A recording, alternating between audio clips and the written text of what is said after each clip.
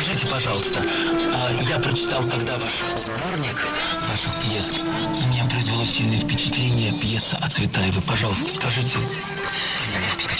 Она возникла очень странно и неожиданно, честно говоря. Я не собиралась так особенно дальше писать пьесы. Тогда шел с невероятным успехом спектакль по моей пьесе о Есенине. Зрители ходили, я знала зрителей, которые были 22 раза на спектакле, 17 раз, 14 раз. Успех был необычайный.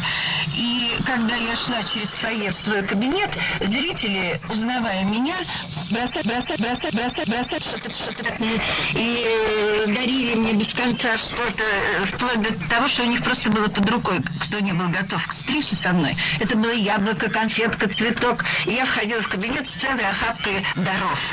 И однажды среди этих подарков я обнаружила книгу «Гибель Цветаевой», написанную Кудровой. Это была еще маленькая книга. Я прочитала ее буквально за ночь, была совершенно потрясена. Я как-то восприняла как просьбу ее, что ли. Снимите ее с ее... Это был такой импульс, который вас подвиг к этому. Да, но если вы знали, Миша, дело в том, что это же произошло на спектакле о Есенине, появилась у нее эта книга.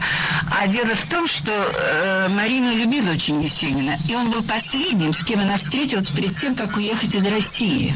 Ее знаменитая поэма, где она обращается к Маяковскому и к Есенину. И вот они... И именно он как бы попросил за нее, я так это восприняла, и я написала пьесу о Цветаевой, и теперь и Марина, и Сережа встретились на страницах моего сборника.